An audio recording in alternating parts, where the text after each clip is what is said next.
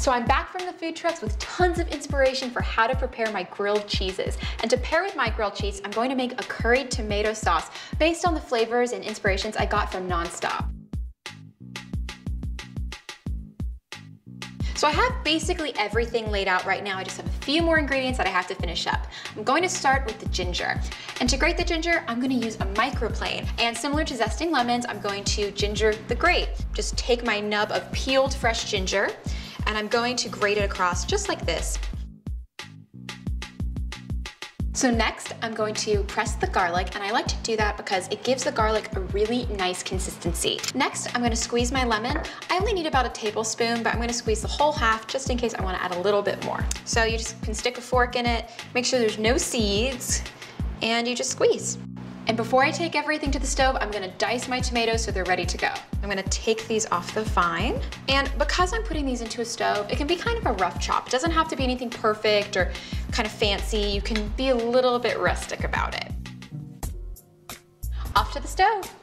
So first, I'm going to dry toast the cumin seeds. And all that means is I'm adding the cumin seeds to a completely clean pan. And the reason why I'm doing this is just to let them get toasted, really bring out the flavor. I don't want to add any oil at this point because then they might stick to the pan. I'm using whole cumin seeds, but you could see cumin powdered in your grocery store. It's the exact same thing. I like using the whole seeds though because it's a much stronger flavor. Next, I'm gonna add a drizzle of olive oil and then the onions. So you don't want to do too much olive oil, just enough to coat the pan and the onions.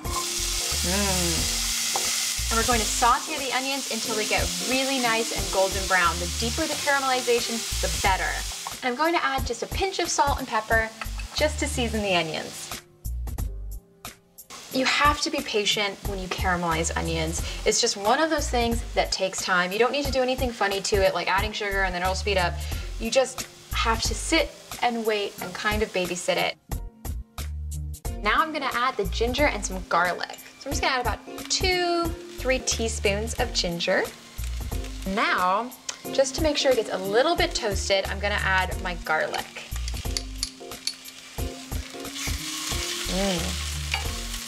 We haven't even added most of the ingredients and it already smells amazing. So everything is nice and incorporated, and now I'm gonna add my tomatoes. While the tomatoes cook, I'm gonna add my masala powder.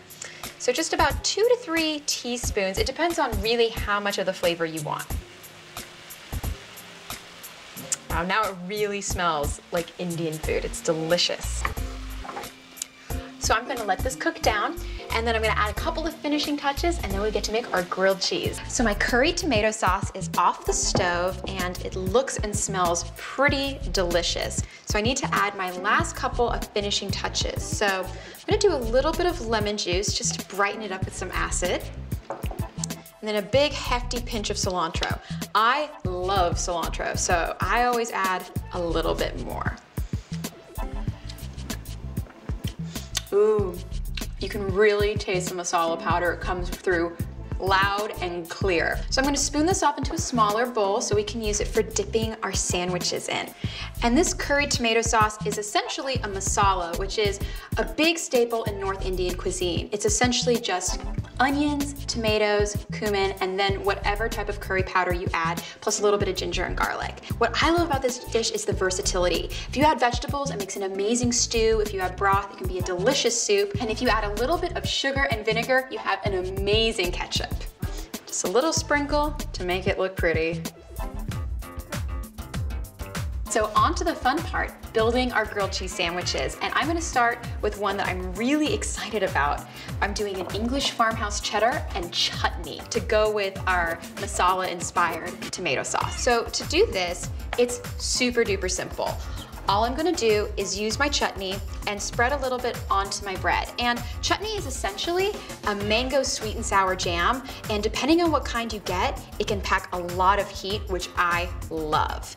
And it goes brilliantly with a white English cheddar, or any cheddar you please. I was so inspired by the guys at NaanStop and my friend Kirthi to do something that used sort of English-inspired ingredients like a cheddar and Indian ingredients together. So I came up with this idea for our grilled cheese. And I really love chutney, so I am adding it on both slices of bread. Great, and so now I'm just gonna add thick slices of cheddar. So I'm gonna kind of slightly overlap just to make sure we get lots of goo. Okay, and the last one's just right on here. So now I'm just gonna press them together. And to prep them for the griddle, I'm gonna add a little bit of butter on each side. What it's gonna do is it's gonna make sure our bread first off doesn't stick to the pan, but it's also gonna get it really golden brown and give it that classic grilled cheese crunch. You wanna make sure your butter's really nice and soft so it spreads beautiful. Looks pretty good. All right, I can't wait to griddle this. Now I'll spread the other side. Well, now it's grilled cheese time. These look great. So can America and India come together between 2 slices of toasty bread? I'll let my friend Kirti be the judge. I'm so excited that I actually got to use all of the Indian pantry items in one dish, which is the tomato sauce. Well, I think the best part about it is you're taking something that's classically American, putting it together with this is just gonna be delicious. Tell me about the basic Indian pantry. So the basic Indian pantry has a couple different things that go along in it. There's the spices and there's the vegetables. For the spices, you have an assortment of curry powders. And as far as vegetables, as you can see, even with this dish here, we have onions and tomatoes. These are the 2 basics, the staples that are in almost every Indian dish. Well, let's dig in. Let's dig in, awesome.